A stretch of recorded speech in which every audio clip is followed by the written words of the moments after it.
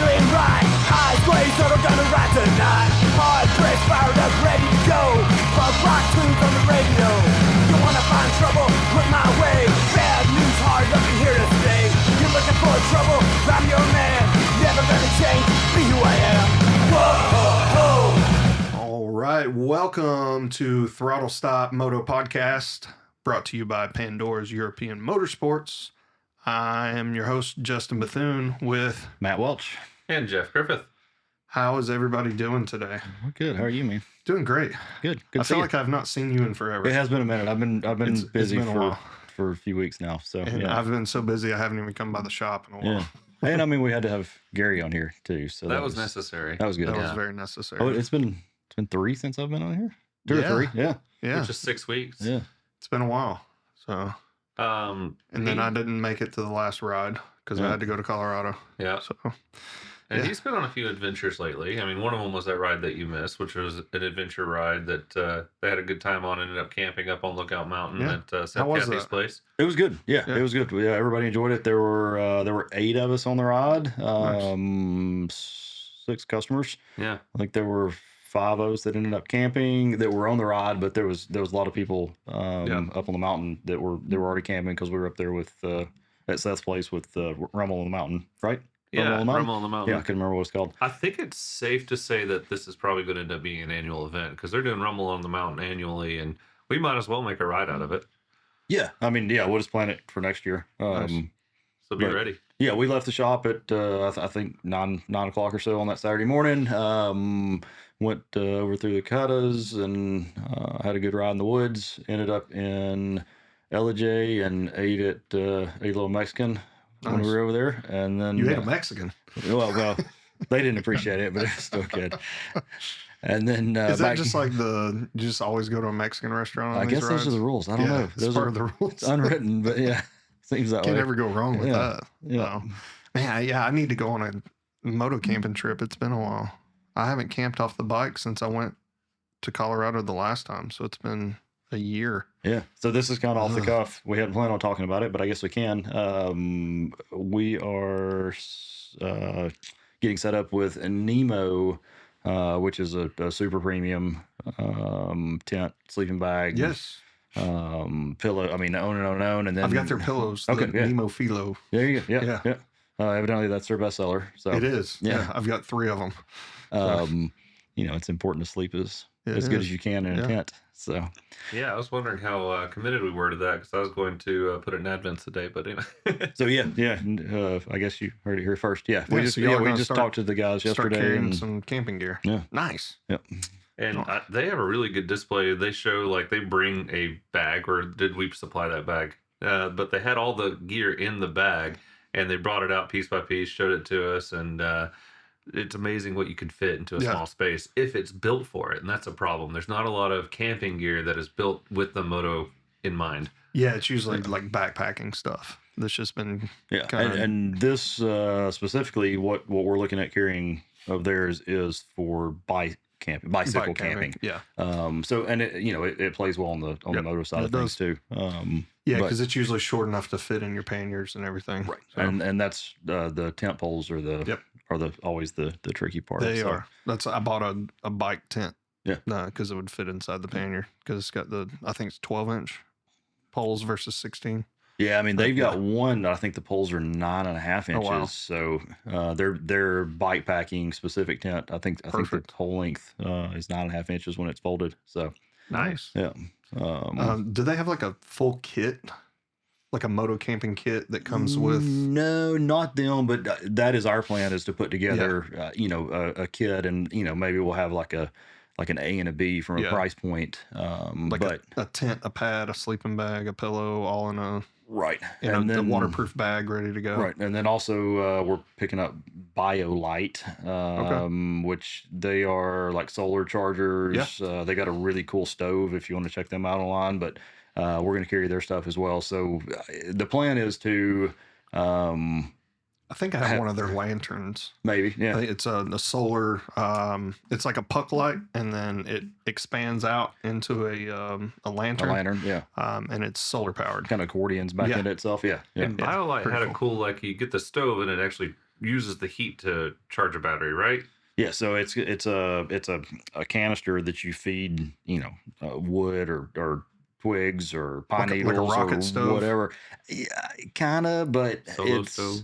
yeah, but it's got this attachment on one side that is a blower to kind of stoke the flame, and then it's got a cooktop that goes onto it, but somehow as it's burning, the heat transfers to electricity, charges the battery in it. So now you can take the fan that kind of keeps the flame, strong and hot Yeah. while you're cooking. You can take that unit off the side of the stove and charge your phone. You can take it in the tent with you at night and charge your phone or laptop or whatever. So That's cool. it's pretty interesting. Can you strap it to your engine while you're riding and I don't think so. I don't think that's let how it it charge works. that way? I'm sure there's a way to use that. That's though. the next Yeah. version. That's the next that's pretty cool. invention. It's Yeah. my idea. You can't take it now. Yeah. Do y'all have one of those already? No, I mean I've seen. Yeah. I've used the. We have to bring one of the those in sample, here. but yeah, we'll bring Yeah. it in. Yeah, for sure. It'd be awesome. So a few weeks we'll have that stuff in the store, and I love gadgets like that. It's really cool. Like it's cool Yeah. to see that innovation. By means of transition, your headphones are backward. that's okay. But all this has been inspired by that camping trip, obviously, Yeah. and then we're looking at did the BMW Performance Center as well. So we took some customers last weekend to BMW Performance Center in Greer, Spartanburg area. We go over there. We try to go over there once a year. I think we missed last year, but yeah, it was scheduled for a few weeks ago whenever the hurricane came through, Yeah. and it tore up the facility a little bit, so we had to push it out. But there were 12 of us over there. Me and Hunter from the store went, again, left on a Saturday, rode over there, all payment over there, stayed in the hotel that night, got up Sunday morning, went to the Performance Center. Everybody did great. It's always a good experience. I want to have those guys up here, maybe at Seth's property, Yeah. up on lookout, and do something a little closer to home with them. A little training session Right. publicly. Nice. But they'll push you to the point of crashing their motorcycles, which is great because it's their motorcycles. As long as it's their That's motorcycle. right. Yeah. I'm for it. And then we here comes another Mexican restaurant. We left on Monday morning and came back, rode in the rain for a couple hours, which is fine because we had all our climb gear on. And then jumped in the woods. Well, actually, we stopped at LJ and ate at, ironically, the same Mexican restaurant as before. Hey, if I it guess- works, it works. Yeah, it's becoming a staple. It seems There like you I go. hadn't thought about Oh, it. man. I'm gonna have to remember the name of it, and we'll have to plug them next time. That sounds like a bad idea before camping. Well, this was on the way home. Okay. Yeah, yeah. which could still be a bad idea, but yeah. But left LJ, jumped in the woods near Mulberry Gap, came through the woods over towards Ocoee, and then came on home. But yeah, we had a great time. On the way there, we had I won't name him, but a local police officer leading the group, and we were obviously running too fast according to the Georgia State Trooper that was hiding in the woods. Hiding in the woods. He was literally up on a hill, backed into the woods, and he was cool about it. He turned every light on the police car on. Never Did y'all get any good pictures? never moved. No. Everybody just chopped the throttle. We were probably running 12, 15 mile an hour over the speed limit, I'm guessing, but he never moved. He just Oh, he flipped just all hit the the lights lights. on, Yeah, and I've had that a few times. That's I'm like, nice. gave you it. just wave and just And that hit was the it. brakes. Yeah, we chopped the throttles, waved, and Sorry. yeah, we won't talk about how as soon as we were out That's of sight, a we were guy that right back to rides the- and for sure, understands. Yeah. Yeah. It's like Yeah. you get pulled over. It's like, why weren't you going so fast? It's like, have you ever ridden one of these things? Right. It's funny because if you're on a sport bike with loud exhaust and a wife beater, you're gonna get pulled over every time. Yeah. Yeah, like 5 over, you'll get pulled I over. don't care right? what but, you're doing, you're guilty. But a bunch of old dudes on or at least Bunch of ADV dads. yeah. In full gear on GSAs, you just get all the lights turned on. Oh, I get So- pulled over on the CBR all the time, and Yeah. then when I pull over, I just take my helmet off, and they're like, "Oh, you're not 20." Right, And I'm yeah. like, right. Yeah. I was not about to do a wheelie. I promise. Right. Yeah. Shave your face and, I'm not going to ever look 20 again, Jeff. It doesn't matter what I Doesn't do. matter. Me either. Yeah.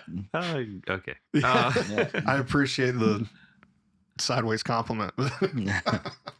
You're not that pretty. I used to be When you're when 20. I was 20. But anyway, so after all of that's happened, EICMA started. And it's another language, but EICMA is an international show that happens in Milan.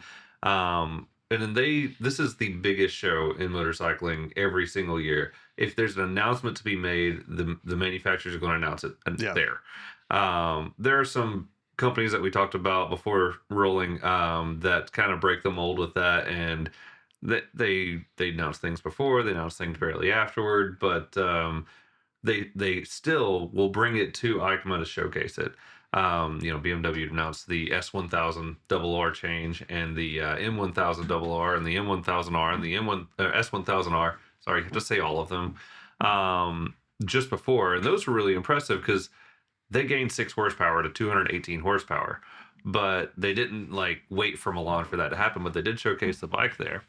So we want to talk about a few of the bikes that were announced at EICMA, and we're going to start at Ducati. With a new V2 motor. So Ducati released this motor, showing it off, and it's 120 pounds and it's 120 horsepower. Yep. And the lightest Ducati twin ever, right? Yeah, it's the lightest Ducati twin that they've ever built, and that's their story for them. This is going in the Panigale V2? Yes. Okay.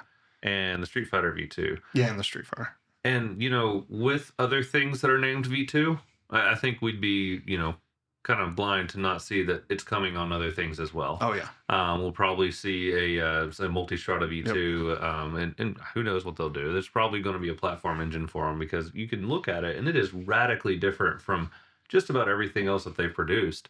And I've said it before on the podcast where your purist will kill your brand. And so there's a couple things that the purists aren't going to like, and that is that they did away with the Desmo. And their purpose in this was to smooth out the power, particularly at lower RPMs, because we've talked about it before. The Desmo really likes high RPM. You can't really take advantage of the advantages of Desmo until you're at the high RPM. But Ducati needs bikes that are operating in the mid-range. And that's where street bikes operate most of the time. If you're revving up that high, you're alerting the cops for sure because they know you're going fast. So that's the biggest thing. How often can you even get to the top of the rev range when you're on a bike that does anywhere from 60 to 90 miles an hour in first gear? Yeah, every single bike that we have on the street right now, we're short shifting. Yeah, exactly. And that's arguably the proper way to ride on the street because we're not trying to go as fast as we possibly can. Yep. Well, the V4 will, how many laws will it break in first gear, to your point, right? Goodness. But this says no comment. Right. Yeah. Never done that. I wouldn't know. The fifth. I wouldn't have an experience there. And with dropping the Desmo, they did introduce their variable valve timing is what it amounts to. Only on the intake side, though, right? On the intake, yes. That's interesting that it's only on the intake side. Yeah, it does. And I'm guessing it's to control overlap and maybe duration. For emissions compliancy, maybe. But maybe for emissions. I'm sure some of it's for emissions, but we've seen a lot of this technology with KTM and BMW already. Right. It's the shift cam technology with BMW. They're doing the same thing. They're balancing power throughout the RPM range and still being able to deliver good torque and top speed. So how much lighter is the total package in the Panigale? On the Panigale V2, it is 37 pounds lighter. And how much horsepower did it lose? 20? It lost almost 30. I think it's 30. Almost 30. But despite having less power, they got them out on the track. And in their testing, every single test rider was faster on the new V2 over the old one, despite having less top speed because of the mid-range, because of that low end. And this is a fine example of why peak horsepower is not always the most important thing.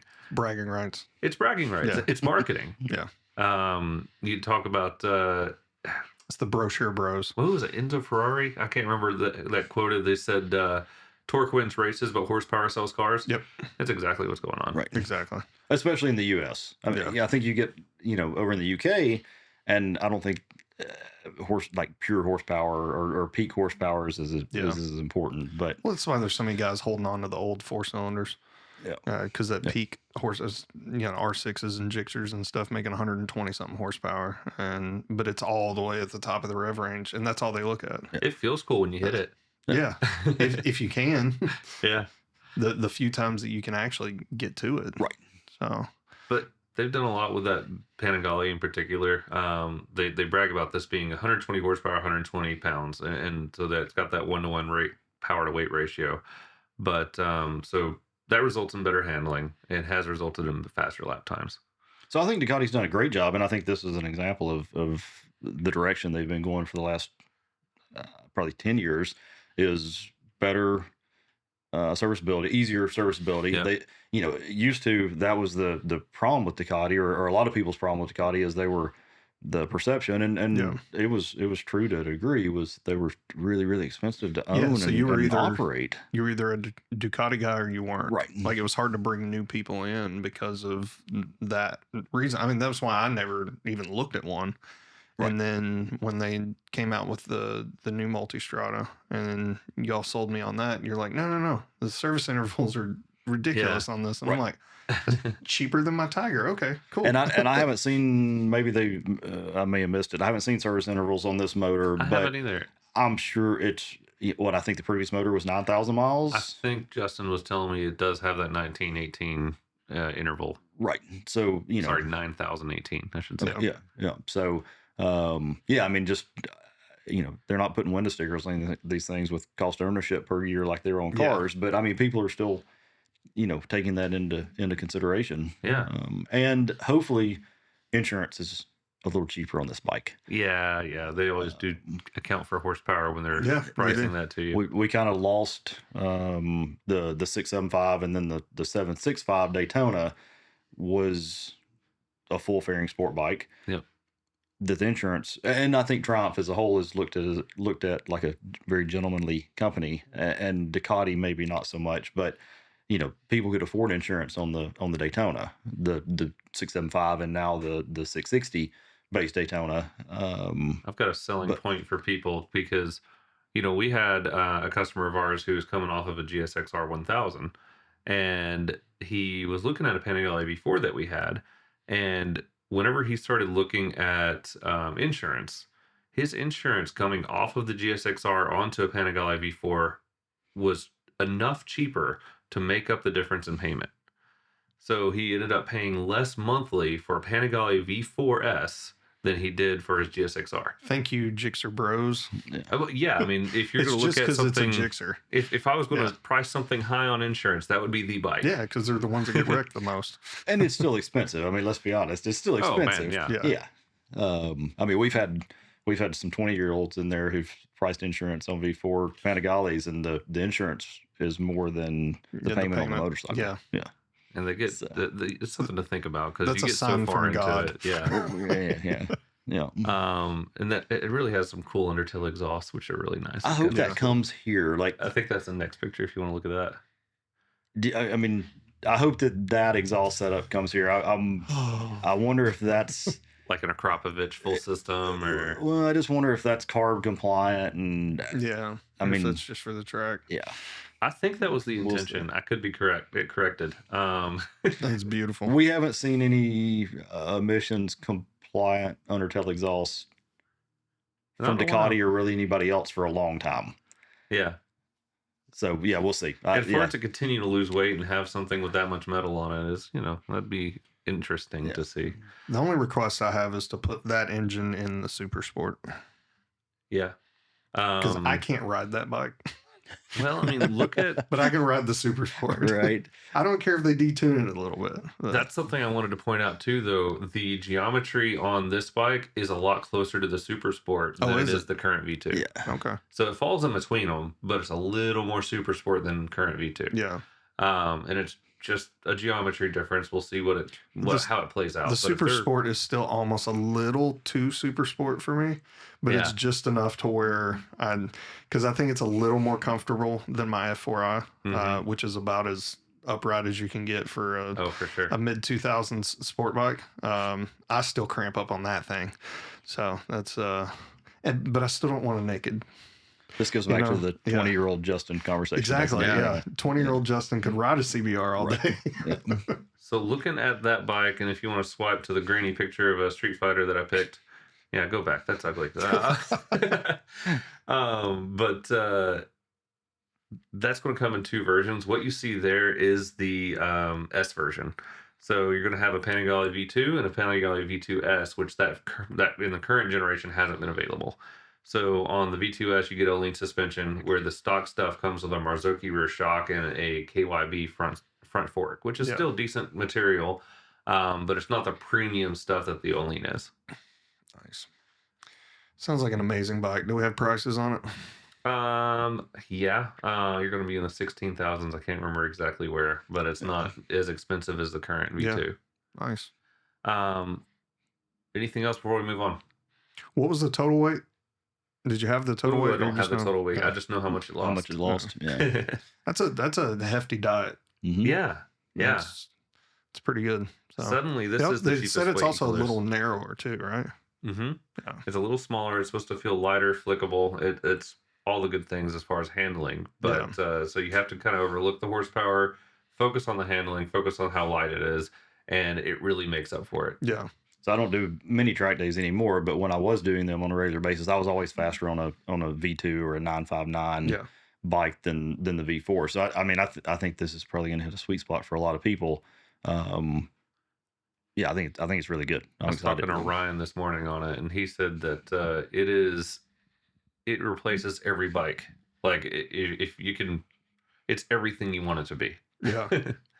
But it sounds like they put a lot of R&D into it and did everything the right way. I'm not sure if that bike has it. I should have looked at this before, but Brembo just released a new high pure caliper. That doesn't look like it from here, but that looks like the Dilemma, the current generation of Brembo caliper, which is still the most premium that's available right now. But they're coming out with a high pure caliper, which is supposed to reduce weight by 10%, which, calipers don't weigh all that much, but whenever you're trying to shave grams off a bike, that 10% matters. Yeah. And it's supposed to have better heat transfer as well. So we'll see. That actually comes on the KTM 990 Duke R that's coming out. And so we'll see it on some more bikes as we go forward. Nice. Bravo, Ducati. And then we get to the BMW F450 GS. This thing looks so cool. We laughed about this one. Matt was, it's a concept. It is concept, which I wish it was production yesterday, but BMW needs that in their lineup, and it looks really, really cool, and I'm really excited about it. Well, that's the hot new class is the 450, and we'll look at it. We'll look at the KTM here in a few minutes. That's kind of in the same genre motorcycle that I'm really excited about too. But yeah, BMW needs that in their portfolio, and hopefully we get it sooner rather than later. But yeah, I don't think we know a whole lot of specs. We know it's a 450. I think they claim 46 horsepower. It's going to be a parallel twin if it's an F. But that bike with some soft bags on it will be a whole lot of fun. Do they have another bike currently that's a 450? No. Or is this a brand new? Everything's new. They've had a 450 in the past. Yeah. So this is not an engine that's coming out of another bike. I don't know what it would be unless it's the 310, worked over, but I don't think so. Yeah. But if they're calling it an F, it's an F engine that's going to be a parallel twin. Well, that's true. Yeah. But we laughed about this one because this looks more like a KTM ad, and KTM's pictures are like just the bike on a stand, and it looks more like a BMW ad. So they kind of switch places on this. They the marketing departments are like, we're gonna look like them, and then it just switched. Yeah. But yeah, I'm excited about seeing what this can do. And we're going to talk about the 390 Adventure R here soon, but I'm excited to see what comes out of this. And this segment's becoming more and more important because I think a major complaint has been that motorcycles are too expensive. I mean, they tend to, if you're looking at the ones they advertise most of the time, yeah, you're right. They're going to advertise and spend the most marketing dollars on the things they make the most money on. Well, and then they're too big and too heavy to do the things that they're marketing them for your average rider. Yeah. Like most average riders that want to do on-road, off-road adventure riding, a full-size ADV is just too big. Like it really just is. Like that's the issue that I have. Like I love my Multistrada, but like I don't want to take it off-road. Like dirt roads and gravel roads is fine, but to actually go like on the trails and stuff, I want something smaller that's more in line with a dirt bike. And the GS trophy, which they use to advertise the GS and show how off-road capable it is, and things like the BMW Performance Center that show people that they can ride a big bike in all these rough terrain, doesn't mean that most people are going to be able to achieve that without access to that training and be willing to trash their bike in the process or enjoy it. I want it's to stressful.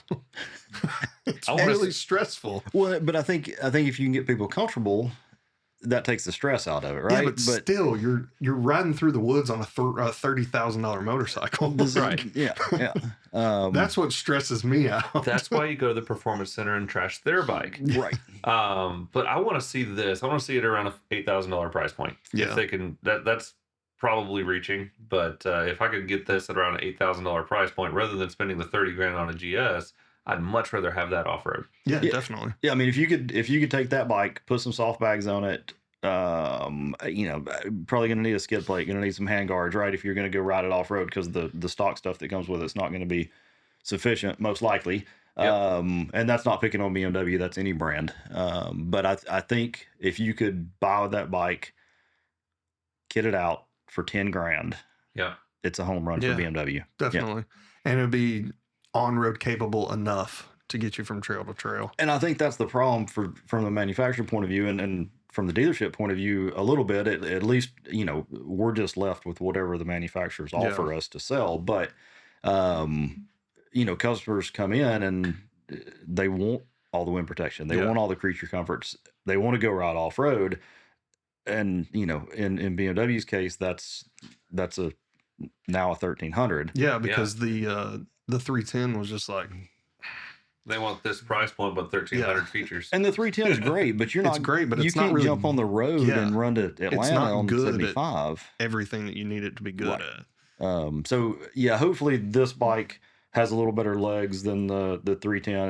It's not spooled up so tight. I think running if down they the freeway and upgrade the suspension a little bit, add power, and then keep the weight about the same as the 310, it'd be a home run. And if that is the Showa fork that they're using on the F900 GS, the one with the Enduro package, then it's an excellent fork that they're showing there. Right. And I say $8,000 price point. I don't want it at a $6,000 price point with a parallel twin engine, because then you're going to have janky components on it that don't really perform.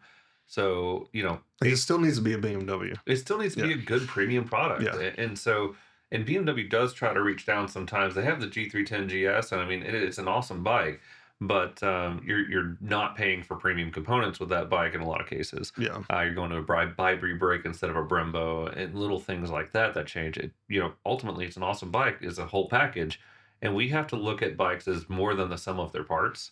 But at the same time, we want premium parts on a BMW. Yeah. Looking at the picture, it's tall.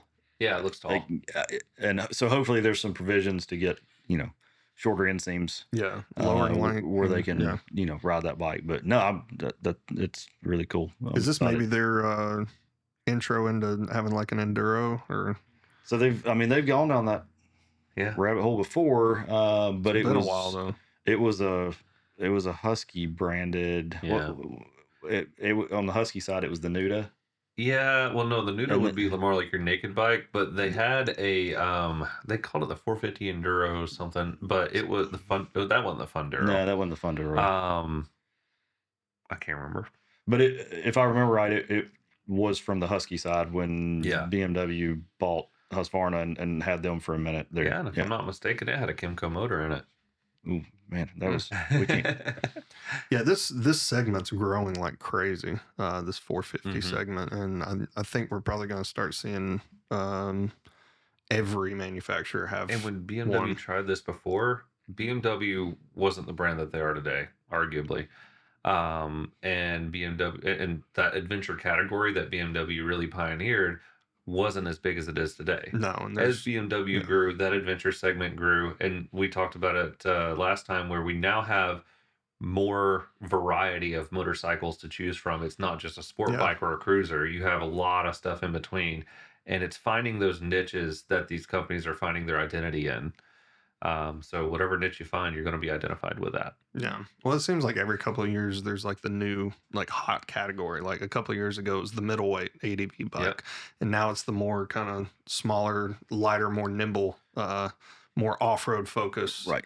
450 class is where it is And now. I've laughed about how KTM, they had a 1190. Well, they actually started out with a 990. They made a 1090, which didn't come to the States, and then they had an 1190. 1290, and then they back up, come out with a 790, that's an 890, that's a 990. They're back to their original point. Yep. And so you have to keep innovating and like changing these sizes and moving things around. Yeah, in because order it to just came keep them, full circle. Yeah.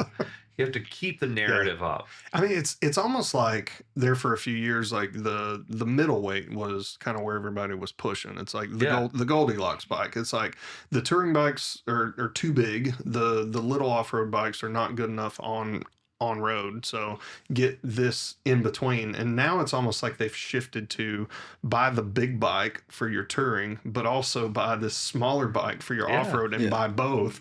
It's like they figured out they can make more money by selling you two bikes versus one, you know, and which is where I'm at. Right. You know, and I think you have a choice. I think some of that is, think about how much public land we've lost that we rode dirt bikes on, right? Oh yeah. So I think some of the reason you're seeing this segment of bikes becoming more and more popular and more and more manufacturers producing them is stuff like the BDR routes. Yep. I mean, it's a little bit exaggerated, but there's BDR routes all over the country now. Yeah. Yeah. And like, we have one over here now. Yeah. Just we rode a little bit of it on the way back from BMW Center. Yep. But that bike for most people is perfect for the BDRs. Yeah.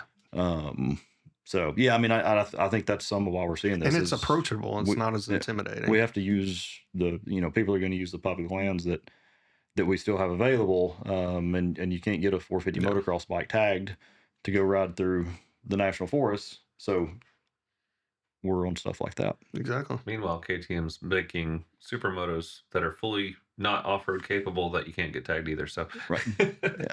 Yeah. If you're ready, we can Depends move on which state you're in. So I think. 1300 real quick, the GSA, we got our first one in while we're talking about BMW. Yeah. It's much better in person. Yeah. I saw him at Barber. Yeah. So I think a lot of people have seen them in person now. Ours came and went immediately. I would have loved for it to stick around so some of our customers could see it in person. But yeah, it's good. It's the view from like the cockpit in the rider's position looks really, really good. Yeah. It's still a little polarizing. We had a red one, and I said it on the podcast when we were talking about it, that the red one's probably the worst in pictures, but it's a lot better in person. You can see the contrast in the silver cladding on the side. But yeah, it's good. It's fine. I got to see them at Barber after they'd been demoed, so they had mud on them and everything. And I was like, all right, they look good. Yeah. It's really cool looking at it and like just looking at it component by component. Like even the way that the bags mount, it feels more robust than just the little wire you had holding it up before. Every piece of it just feels beefier, but still feels bigger, and it gained a little bit of weight, but it didn't gain enough to account for all of the premium feeling features that it has. I'm really impressed. Yeah. Nice. It's very Too bad I missed it. All right. What's next? This KTM. is the Freeride E. So this looks like an electric bike. It is. And electric bikes are always going to be a little bit polarizing for people, because some people you're not ready for it. But it's interesting. It's just to another see. bike. I mean, Yeah. I don't know why people get so angry about it. You're mad about the fuel. Like they're not coming in. They're not coming and stealing yours in the middle of the night and replacing it with this. Right. But no, I mean, we talk about how we have second bikes. Yeah. If you're like a hardcore enduro rider and you want something just to putt around on every once in a while, ride in the pits, whatever you want to do, when that's allowed. But this is an awesome little like tool around bike. I am calling it the electric cross trainer. You know, Beta has the cross trainer, and it kind of fits this category of being smaller than an enduro bike, but still capable of most of the things that enduro bikes are capable of. So with a ride time of 2 to 3 hours, depending on how much you're twitching the throttle, this thing can handle a lot of stuff. And so we have another mountain goat where it's not going to be the fastest thing anywhere, but it's going to get everywhere that the other bikes can get. Yeah. And you've got all the power all the time. Yeah. There's no gears to mess with. Yeah. It's really a cool machine that they've put together. It's also a dual sport. So if you wanted to take this out, and it could be your tool around town bike if you wanted to, and maybe put some street tires on it or some lighter dual sport tires, it can be a lot of different things for you. Or if you're a hooligan, Yeah. and you want to do hooligan stuff and then run from the cops, they can't hear where you went. There's just that. Justin, no. No, Justin. Bad. Hey, hooligans buy bikes too. But the bad thing about trying to run on something like this is it has a max speed of 59. So 59 miles per hit the hour. dirt. But I want to make the point that this is not a Sur-Ron. It's not like a janky thing made with bicycle parts with enduro weight. I'm not. I don't mean to insult Sur-Ron there. I'm not calling. No, it but janky. I mean, this is a proper motorcycle instead Yeah. of landing somewhere in between, right? Yeah. No, the Sur-Rons are great, and they sold a bunch of them, which proves that. Yeah, absolutely. But it's at the same time, it's not a 500 EXC. Yeah. But I love watching the kids race the electric bikes at the motocross track. Oh, yeah. I mean, it sounds like an RC car race. So Is the electric stuff has slowed down some. I mean, I think the initial first takers we've kind of reached saturation point on. Yeah. But as stuff like this is released and it becomes, the charge time is shorter and the run time is longer. Yeah. They're going to become more and more mainstream. And I'm all, when everything is electric, I'm definitely going to miss hearing and smelling combustion motors. But the way they deliver power is really good. I don't think you could ever get a combustion motor to deliver power Not in the low end. as not like well that. as these things do. Or Yeah, at you least in that way. sacrifice the top end, but on the low end, it's all the torque all the time. But when you put a gearbox, this one's limited to say 60 mile an hour. When you put a gearbox on one down the road, because that's the direction a lot of them I think will go is they've got a gearbox with a clutch, and it's basically like our E3s and 5s where it's a combustion dirt bike with a electric motor stuck in place of the engine. Yeah, and then you can Now get the higher top speeds.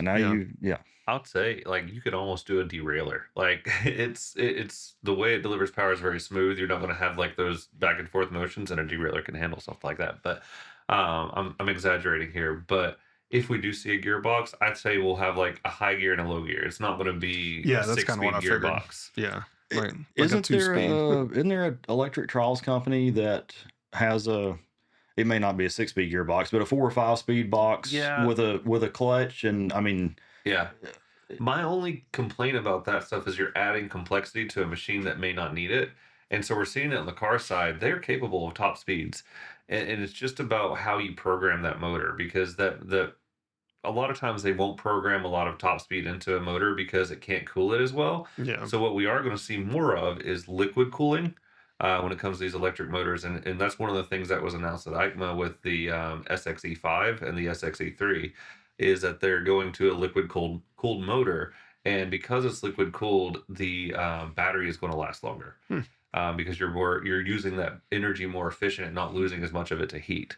but I also think on the car side, people are buying them for different reasons than they'll ever buy them on the motorcycle side. Oh, for Yeah. sure. So they're buying them for efficiency or saving the planet or going green or whatever on the car side. Sometimes the help that the government provides, and sometimes it's just to dig them out of the hole on the car they bought during COVID from a trade-in perspective. Yeah. But I mean, I think for the enthusiast, a gearbox with for me anyway, a gearbox and a clutch would go a long way into making me like these things. Yeah.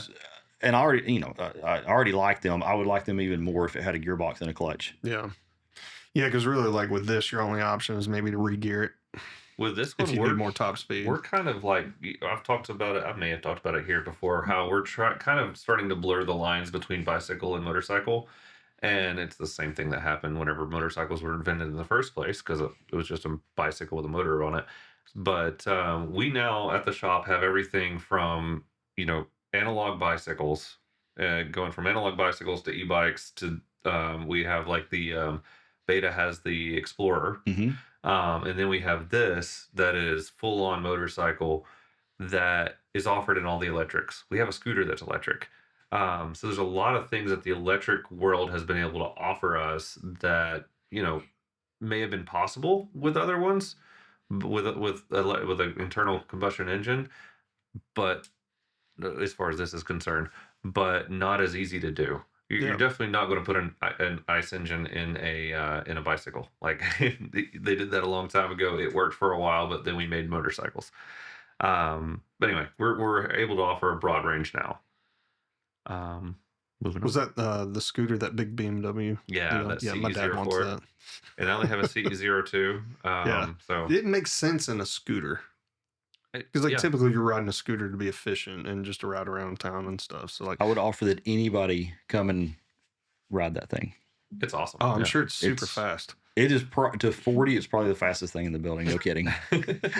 Panigales, double R's. It would pick whatever you want to. At all. At least a 15. Yeah. I love it. What we got next? Oh. So this is kind of the big highlight for KTM. One of two major highlights, I should say. The 990 RCR, which I keep arguing they could have named better. They should have called it the RC 990R. That makes more sense to me with their current naming scheme. But anyway, it's awesome. And this is kind of the replacement for the RC8. They had the RC8, which was the 1190, and then they came out with the RC8C, which was the 890. And so the RC8C was a specialized purpose-built track bike. Yeah. And it was not street legal. It didn't come with a titleable MSO. So this is the street capable version of it with a 990 motor. And so they have they've announced the street version. I anticipate we see a track version as well. Yeah. They may have already said that. I'm blurring lines here. But so with the street version, you have an awesome engine. It's a parallel twin, and it's 125 pounds. So we're talking about the Ducati over here. It's 120 pounds.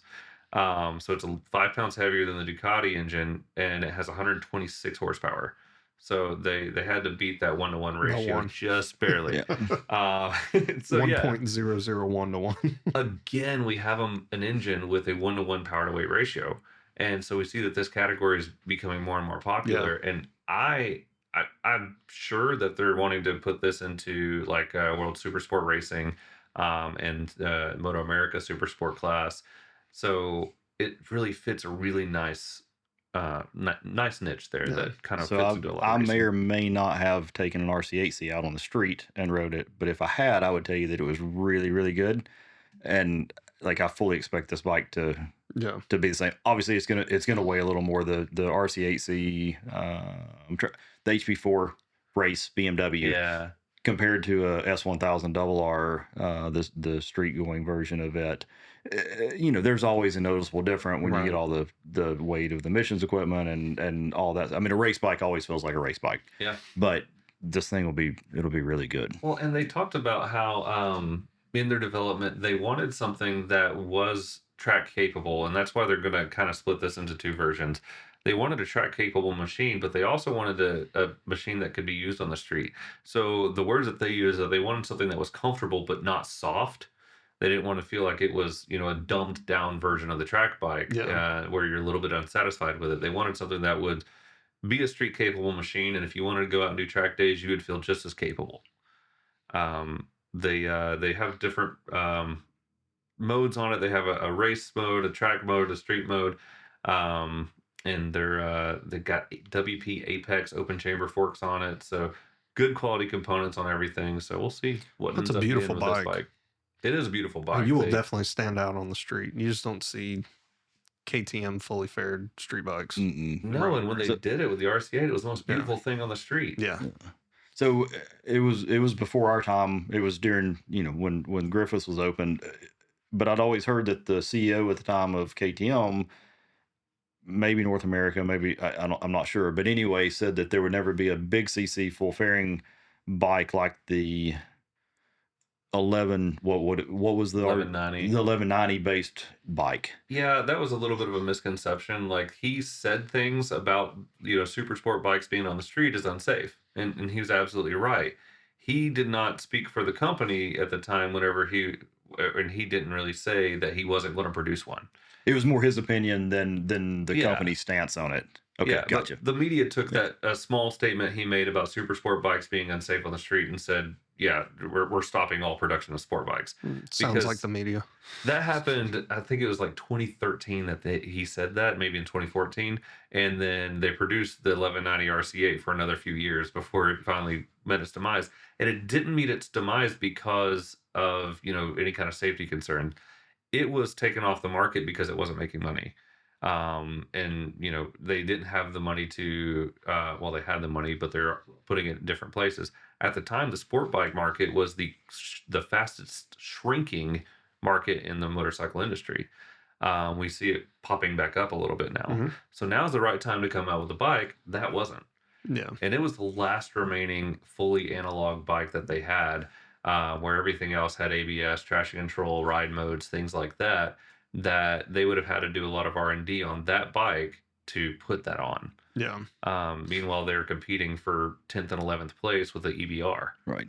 Well, this is a growing segment as well. As I said, Yamaha just came out with the R9. Yeah. Or they're coming out with the R9. Sounds like it's going to be going head to head with this and the Ducati. Yeah, the And Ducati then- V2 and this are really in the same category. This has a little more horsepower, but a little more weight too. So Yeah. we'll see which one actually Yeah. competes on the track. And I pray that they actually put this in World Supersport. Yeah. It'd be a mistake not to. It probably will. I think it's probably why they Yeah, went, I think went KTM's within those parameters. Yeah, they're aggressive enough. I mean, that one will, just like the rest of them, To will say prove- ready to race. When Yeah, you key exactly. on, so, Prove the ready to race. And since we're bringing the World Supersport class, the Ducati V2 that's currently in it, it's way overpowered compared to the rest of the things in the field. And so it's forced World Superbike and Moto America to kind of like put limits on them. They add weight to the bike and things like that. I'm not sure exactly everything they've done to it, but this new engine with Ducati and with this bike here, it puts it in a category where you're not, overpowered. You're not coming in with something that isn't. You're not having to actually change what you produce to meet the regulations. Yeah, you're not having to get them to change the rules for Yeah. you. well, and I think the sanctioning bodies will always add weight or put restrictor, whatever they need to do so that one brand doesn't stink up the show, so to speak. Yeah.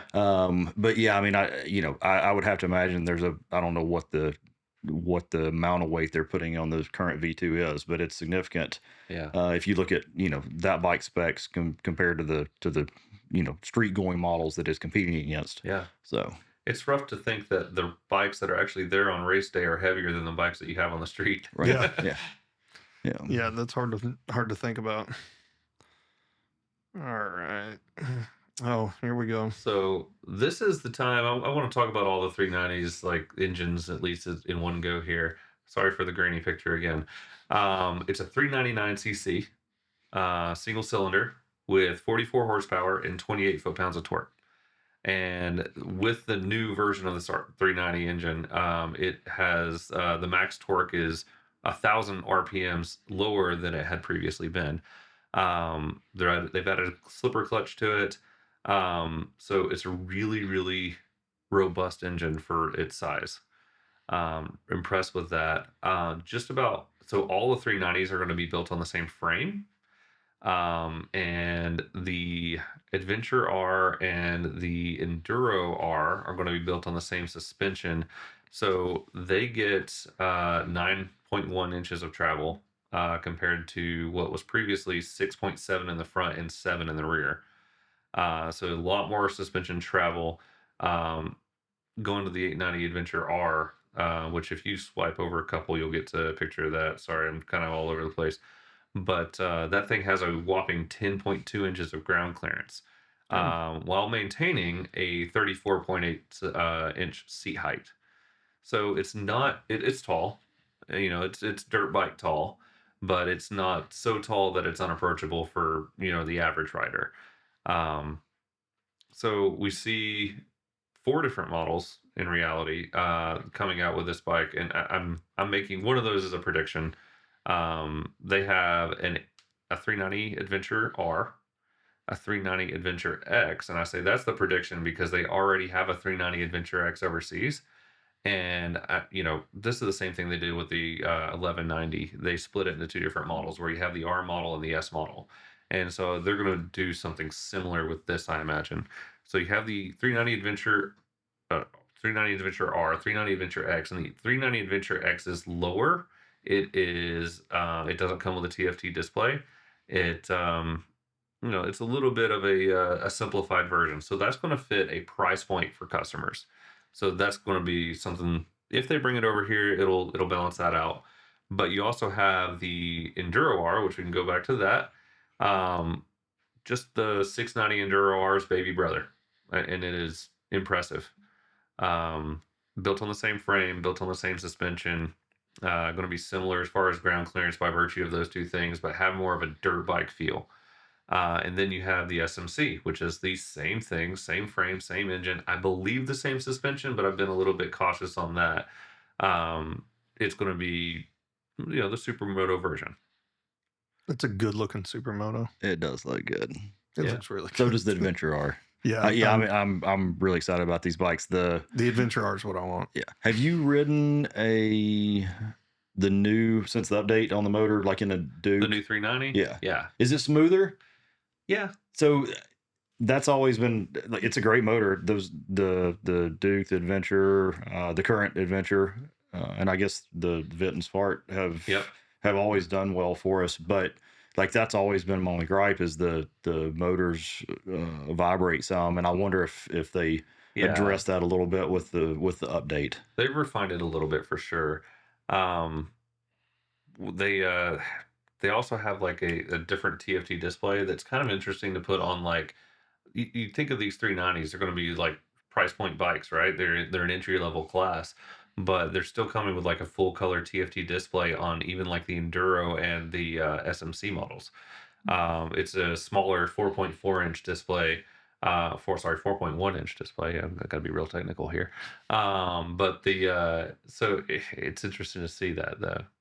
So I think the Rally R there, and then the Enduro that was the previous slide is comparable to the BMW that we looked at a few minutes ago. Yeah. And I wonder like what the take rate on those 2 bikes are. I'm thinking like CRF L and the CRF L Rally. Yeah. Because they're kind of the same, right? Yeah. They're identical. In the Honda, they're identical, right, except for the front, some fairings on the front stack on the bottom. And I, according to what KTM is saying, these 2 bikes will be identical. The Rally and the which to Enduro. Me so I don't know. This is going to be more dirt. It brings this more into a dirt category than the previous generation of the 390. Well, I think just the fact that it's got a 21-inch front wheel on it, is an indication of that versus what, a 19. But even in terms of the chassis and everything is what I mean. Yeah. But 2118 setup on the wheels, and I've always said that if you have a bike that is an adventure bike and they say it's for the dirt and it doesn't have a 21-inch front wheel, it could do better. Yeah.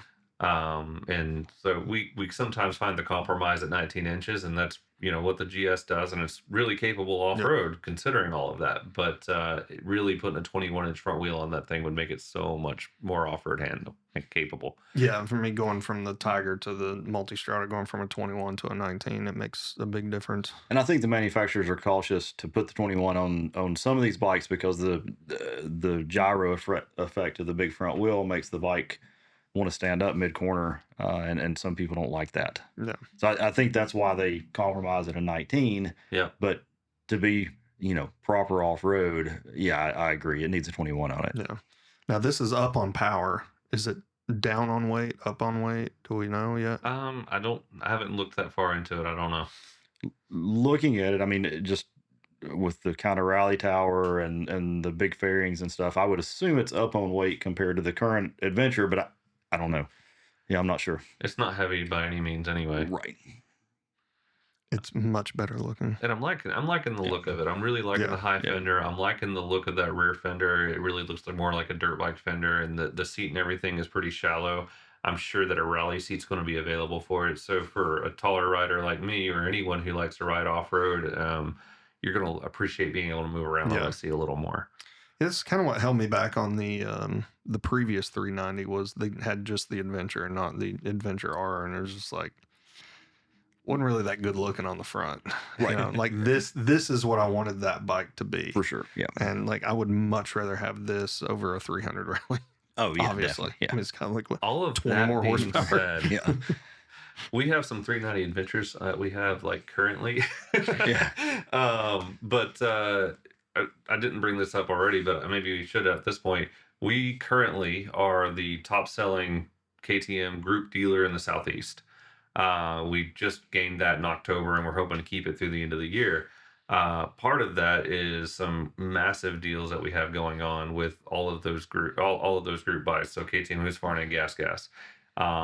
With the new announcements coming out, with all of this is the time to take advantage of us. Definitely. While we have inventory that we want to sell, and while we have rebates that are available that really help get these prices down.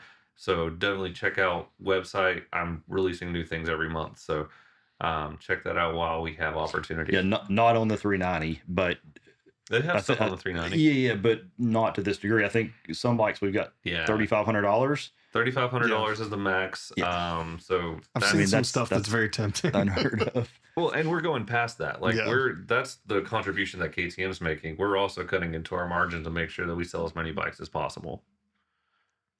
Y'all have any 690 Supermotos? Yeah. Mm-hmm. Come on. What's the discount on that? Well, let me look, sir. Good. Let's sell that's somebody really a all bike you need today. to know is it's a good discount. Yeah.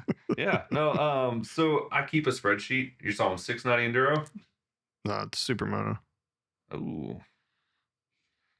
690 SMC R is priced at $10,999 right now. So they're originally at $12,999. So you got $2,000 off right at the top. And we'll see what works out best as far as how we do the financing and all of that. So there you go. Y'all heard it here. Pandora's in East Ridge, Tennessee. But yeah, along with these bikes that we've talked about already, we're wrapping up our time here. But they did a few things that were like pre-EICMA. Before the show started, they had a few little pre-releases.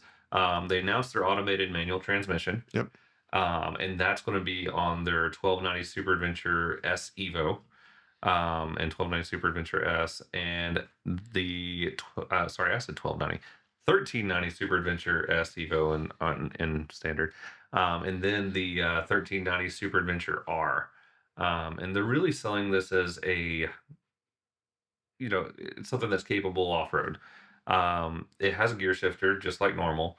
And like we talked about with the BMW version of the same exact thing, it is something that you can still use it like a quick shift. It's going to be a little smoother on the quick shift than a previous generation bike, which we haven't had a chance to ride them yet. Right. I'm anticipating that I'd really like it. But also think about adding quick shift and also having a recluse clutch. And that's kind of what I'm imagining it's going to be like. So I haven't had a chance to ride it, like I said, but they also changed your gears. Neutral's now at the bottom. You don't have a weird in between gear, which is going to be So finding neutral is going to be so much easier. it's going to be weird. Like I don't know how I'll react. So to it's it. like a CRF 110. Yeah, Is that that's what you're hearing. is like that an- what we want? it's like I'm an not old- sure that's what we want. This I'm is not like sure. an ATV. It's got a locking prol. It won't just go there. Okay, so you still have you. We can still complicate it for you. Okay. Thanks. You're just mixing everything up so when you go from bike to bike. Yeah, I know. It's yeah. like yeah. the quick shifter alone throws me off Yeah. because I get so used to having a quick shifter, and then I go back to one of my older bikes nothing and I don't, happens. and I'm like, oh, let's not do that.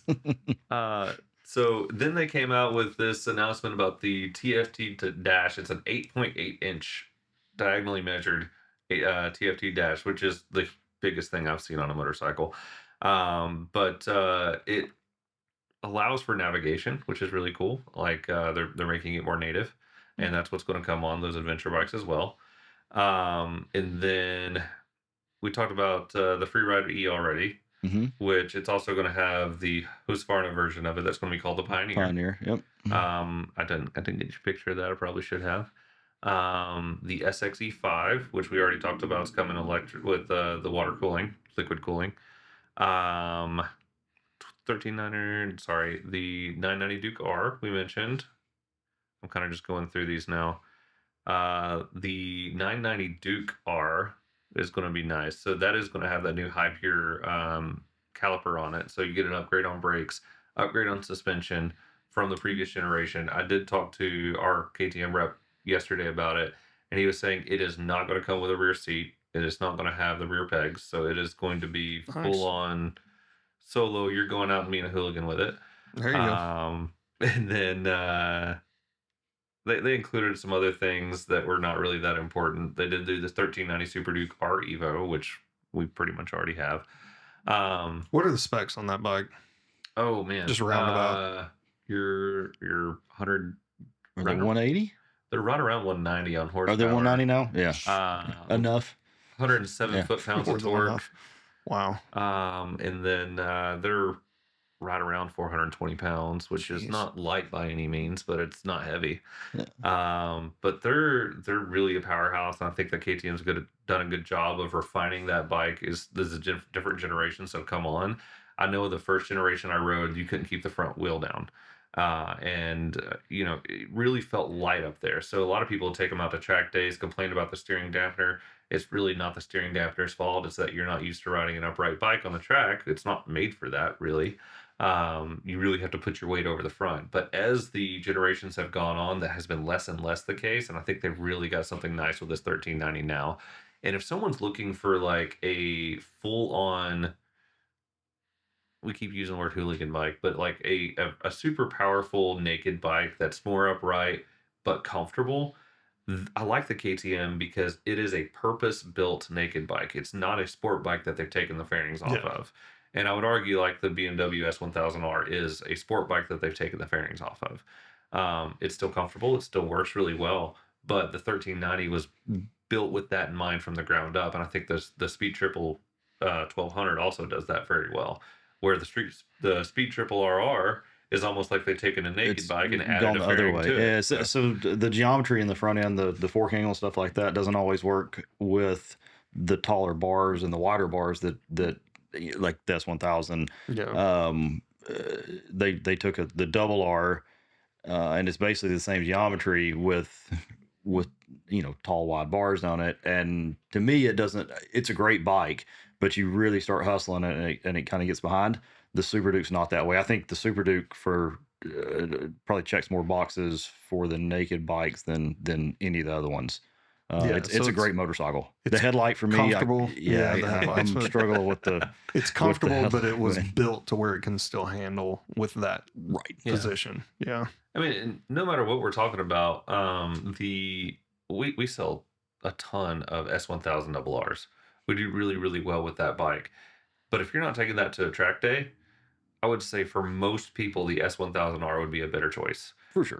We have the M1000R there now. If you wanted the power and you're just not satisfied with less than 200 horsepower, we have the M1000R there with the competition package. We have a couple of those, and again, we need to sell them, so take advantage of us. Yeah. Yeah, Nice. it's the double R tune and a single R. Jeez. And all the carbon fiber you can think of. Yeah. And like, And it is gorgeous. Yeah, it they're is beautiful. It is, beautiful yeah. They're beautiful. with the motorsport scheme and all that. Hard to. Yeah. You're just gonna stand out to every cop on the road on that bike. Cops see BMW sport bike and they're like, okay, I see you. They know. So, all right, is that all of them? That's We got all the everything from bikes that we EICMA? needed to cover. There's a lot of them from KTM, obviously, and we'll see what the industry has for us next year for sure. Yeah. Triumph did the 800 Oh, that we've yeah. seen. We've seen the 800. The Tiger Sport. Tiger Sport. Yeah. But that's a cool bike that we're getting.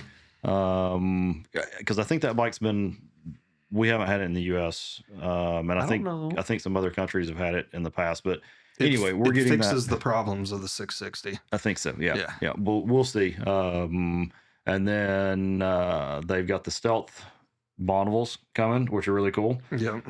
Which is just colorways, but I mean, I think that's important with the Bonneville is colorway. Yeah. It's mostly about the looks. It is, yeah. And Triumph's done a great job of keeping that bike proper over the years. They're still hand pin striped, Yep. Like they always have been. The colors are appropriate for that bike, I think. And don't leave out the icon. The icons are really cool. So full line of icons Yep. with the gold script and We said 8 bikes finally, right? Yeah, I think 8. I think 7 or 8, total. Yeah. Nice. 450 motocross bike coming. The Ricky Oh, yeah. Carmichael. Yeah, and they forgetting did. about They that. did at EICMA. They had the RC version of the Ricky Carmichael Yep. version of that bike. So, yeah, cool stuff coming. Ducati dirt bike. We didn't Yeah, really when touch are it. we There's gonna see I that? mean, there's so many. There's more so out there many. for Yeah, sure. there's so many bikes that are coming. Not just our brands. There's Well, stay there's tuned for tons of part great 2. stuff. Yeah. All right, guys. Well, I guess we're going to get out of here. So for Pandora's European Motorsports, this has been the Throttle Stop Moto Podcast. I'm Justin. Matt, And Jeff. All right, guys. thank you. See y'all in the Have next fun. one. Wanna find trouble? Look my way.